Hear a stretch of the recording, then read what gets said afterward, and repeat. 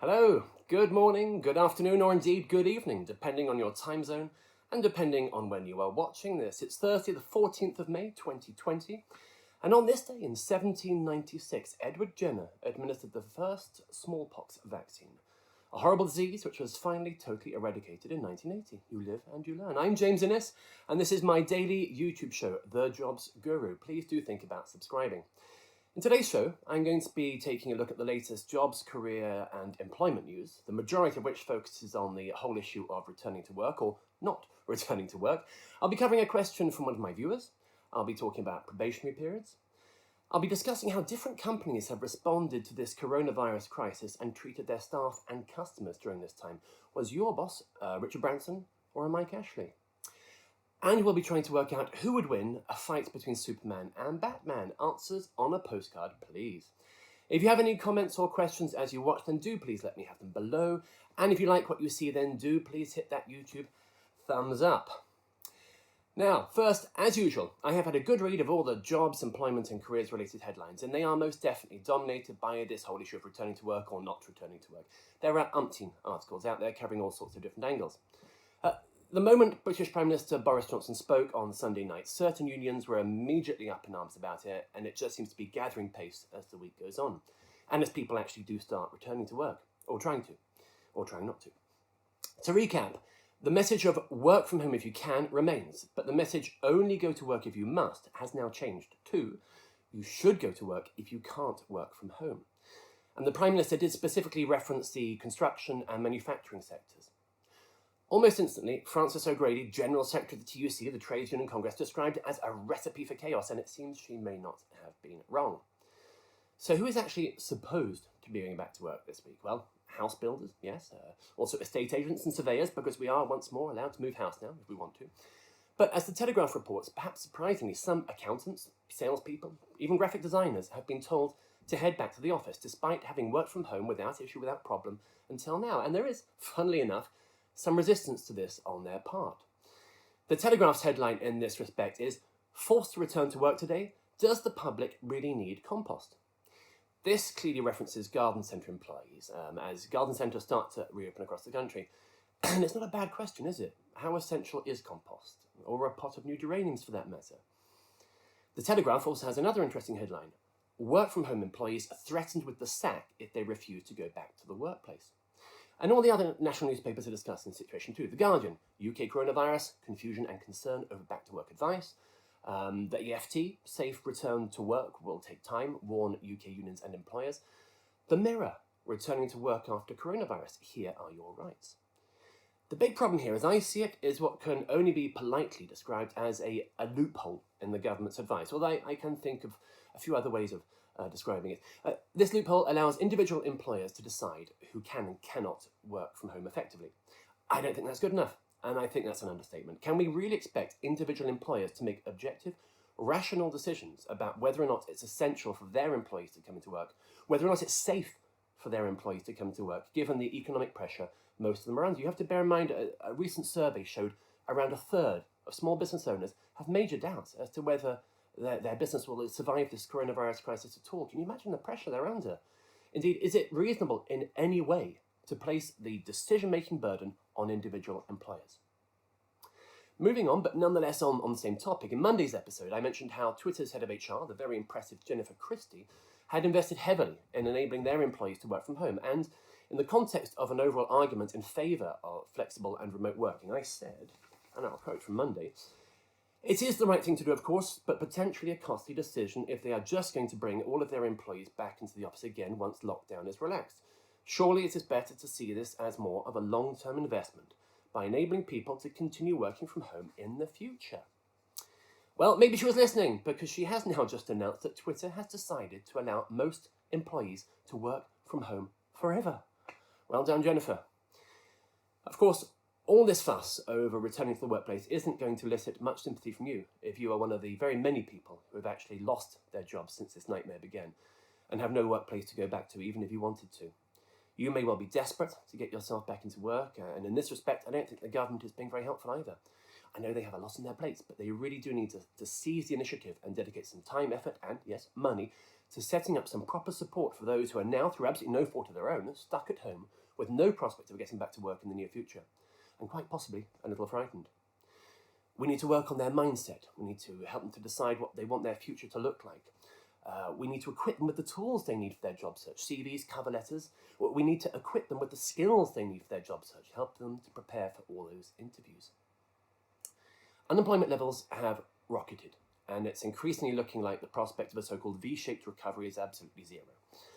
We are increasingly looking at the possibility of a sustained period of high unemployment. So, a bit of a sad note. On that note, on to a question from one of my viewers. Today, my question is from Ben in Gateshead, residents of which are apparently known as Gatesiders. So, Ben's question. I hired a new person to manage in January, and she's nearing the end of her probation period. I have been dissatisfied with her performance. For example, when I give constructive criticism, she takes it badly. I would ordinarily not let this staff member pass probation, but I feel it would be mean to let her go in the current climate when a lot of places aren't hiring. What would you advise me to do in this situation? I've tried talking to her about her attitude, but it really hasn't changed things. Well, Ben, a really interesting question. Thank you. I think regular viewers will know that I'm generally a fairly kind and understanding sort of guy, and so I do wonder if my advice here might surprise some people, maybe come as a shock, because my advice is absolutely let her go. Tell her to get her hat and coat and show her that door. With so many people losing their jobs right now, she really should have upped her game during probation to make sure that she keeps this job, but clearly not. And I think that speaks volumes about her. Coronavirus or not, she has to go. Trust me, there will be plenty of other people out there who are desperate to get a job, so start the hiring process immediately and make someone's day. Get someone who deserves this job. This particular person clearly doesn't deserve the opportunity she's been given that you've given her. Okay, if you find that advice too harsh, or if you just can't bring yourself to give her the axe, then I'd recommend you initially extend her probationary period. You can do this quite easily if proper provision has been made for it contractually, which a decent solicitor should have done. Alternatively, you can, if she accepts, sign a separate agreement to extend her probationary period. But really, if you've tried giving her constructive criticism, outlining precisely where you feel she needs to improve, and she still hasn't upped her game, then she only has herself to blame. I'm sorry. I'm always open to interesting new questions from my viewers, so if you have a jobs, careers, or employment-related question for me, then do please type it into that comment section below, and I may well feature it in a future episode of this show, maybe next week. And if I do, then there will be a Jobs Guru coffee mug winging its way to you in the post, which you can drink coffee out of, or if you prefer, you can just put it on the sideboard to hold your biro collection. Now, each day, as well as answering one viewer's specific question, I also look into a specific issue which has been raised by a number of different viewers. And today, following on from Ben's question, I'm shining my spotlight on probationary periods. It's very common for employees to start a new job with a probationary period. You've probably done it yourself. Generally between 3 and 6 months, so a probationary period, trial period, different names, the same thing. The condition is that you can be dismissed without notice if your employers are not happy with you or feel that you are ultimately not right for the job, or indeed for the team, the organisation, whatever. In the UK, there are no specific laws on probationary periods. Once you start a new job, your full contractual rights start from your very first day of work, unless your contract says otherwise. So your contract, could therefore contain terms which only apply during the so-called probationary period and which are typically less favourable than those which apply when that period is over. However, these terms absolutely must not take away your statutory rights. That is key. So watch out for that one. Check your contract. Now, on to the main topic I wish to discuss with you today. I mentioned it earlier, how different companies have responded to this coronavirus crisis and treated their staff and customers during this time. Was your boss a Richard Branson or a Mike Ashley?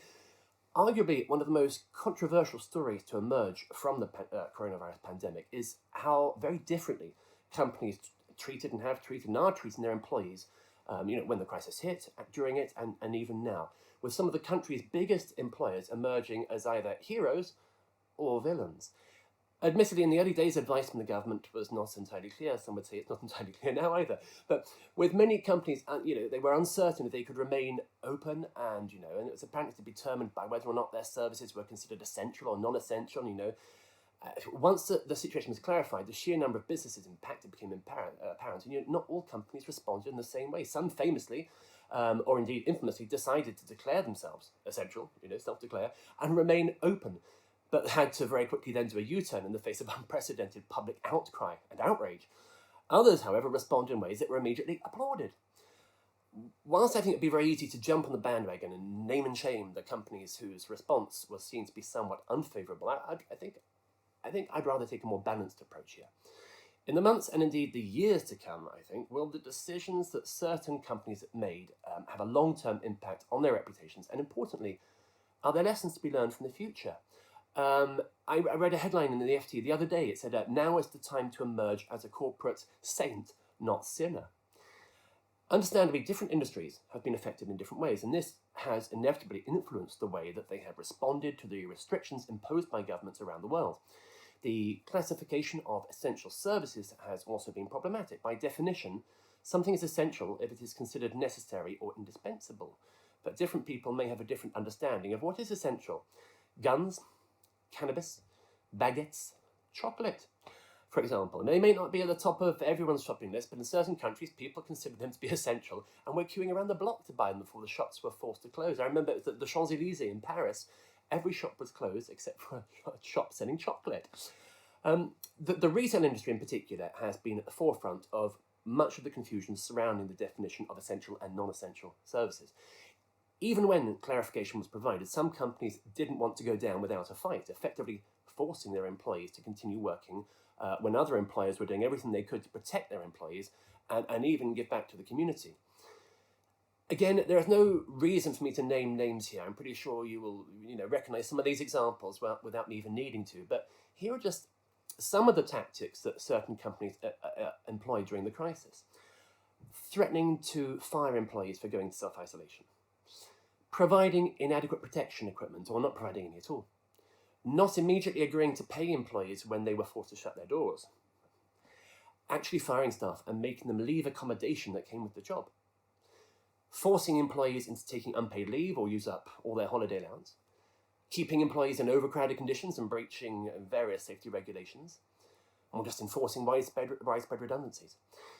It's only fair to note that some of the companies made poor choices initially. Some of those which did make poor choices, ultimately they did backtrack a bit and in many cases take steps to redeem themselves, faced with that public outcry maybe. But those stories of redemption, they weren't the ones to make the headlines, were they? Some companies, on the other hand, they went above and beyond right from the start, putting their people first, their customers first, making every effort to contribute to the local community at the same time. We had retailers providing temporary jobs to those made unemployed from other sectors. We had people keeping staff on despite, on full pay, despite enforced closure. Furloughing staff and even topping up the extra 20% of their wages not covered by the government scheme. Offering free food, accommodation and services to key workers. That's a good one. Suspending previously planned job cuts for further review. Refocusing production efforts on the manufacture of essential goods to keep people working, including safety equipment, of course, as well. Brilliant. How long will people remember the companies who threatened to fire people for self-isolating, or the ones who put their employees at risk by failing to provide them with adequate protective equipment? Will the multi-billionaire owners of international organisations who asked the government to bail them out, rather than putting their hands in their rather deep pockets to support their staff, will they live to regret their decisions in the midst of public calls to boycott their companies for the foreseeable future? Will the companies who did the right thing in the short term manage to survive the impact of COVID-19 in the long term? When normality is finally restored, demand for certain products and services may well replace the anger and disappointment people feel about the companies who let their employees and their customers down. But all of this remains to be seen, since normality, whatever that will even look like, still feels such a long way off, doesn't it? Now, I'd really welcome any thoughts, questions, ideas, comments you may have about this in the comments section below. Now, as you may or may not know, I've written a few books. In fact, I'm the UK's best-selling careers author, and amongst my titles is the Interview, Question and Answer book. And it is, as they say, available in all good bookshops, including Amazon. In each episode of this YouTube show, I'm going to be taking questions from that book and looking at how to answer them. All this week, I'm taking those questions from the chapter I entitled Weird and Wonderful Questions. I will admit it is perhaps my favourite chapter, although I've got one on particularly tough questions, which I'll come on to next week. I'm quite fond of that one too. So, today's question: who would win in a fight between Superman and Batman? You think I'm joking? I'm not. Similar questions include, who would you rather be locked in a small room with, Darth Vader or Hannibal Lecter? I'm sorry, I have real trouble saying that one with a straight face, mainly because it's such a silly question. Hannibal Lecter, obviously. He's a far better conversationalist. Anyway, back to our question. Who would win a fight between Superman and Batman? This question has actually been around for many, many years, like Superman and Batman. It's in no way, what I'm saying is it's in no way a reference to the 2016 feature film Batman vs. Superman, Dawn of Justice. Nothing to do with it. The question's been around way before then. In common with many of these sorts of questions, the interviewer may have just run out of questions, but more likely, they've just decided to throw one weird one in there just to see how you react. It is just possible that your answer might, they might get some great insight into your personality under the stress that this question will inevitably place you, so do be aware of that. And, but fortunately, it's highly unlikely you'll be asked more than one such question. So how to answer this sort of question? Well, the answer's hopefully, probably, unlikely to make a difference as to whether you get the job or not, unless you really mess it up. My advice is basically to stay calm, give yourself a little time to, repeat the question back to them. Great technique for buying time, that is. If someone asks you a question, you need to buy some time, repeat the question back to them. If you have an opinion, then calmly state that. Absolutely. Do you have an opinion? Seriously? Well, why not indeed? Superman, Batman, I don't know. I don't have an opinion.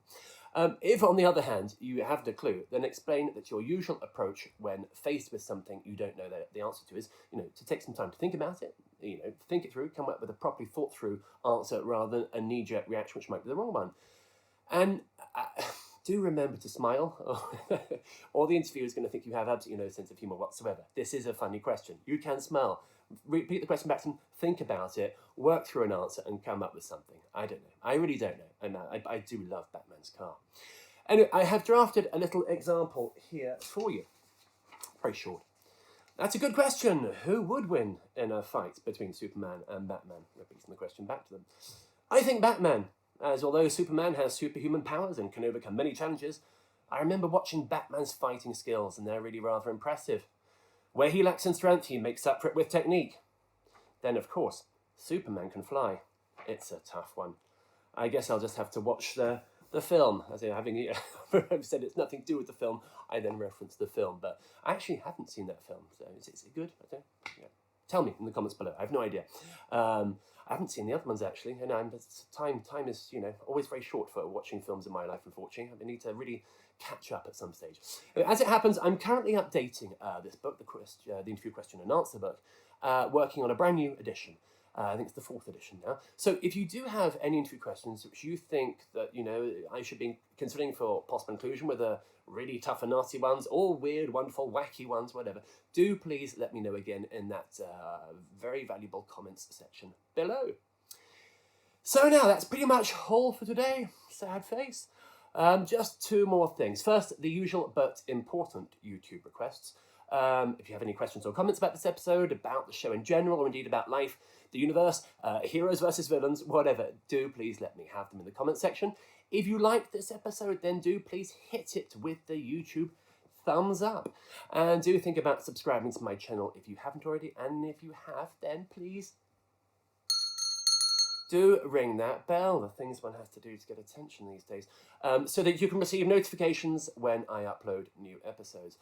And finally, let me tell you what is happening tomorrow. In tomorrow's show, Friday's show, the last episode for this week, I'll be chatting about a variety of things, including ATSs, hard to pronounce that one, ATSs, or applicant tracking systems. You may well have heard of them, but like most people, you're probably totally confused about them. So I'm going to be trying to shed some light on that. And perhaps more importantly, in fact, we'll be trying to determine whether a Jaffa cake is indeed a cake, or whether, shock horror, it might actually be a biscuit. I can see I'm going to upset a few people with that one. I do hope you'll tune in. Thank you for watching today. Keep safe and be well, my friends. Goodbye.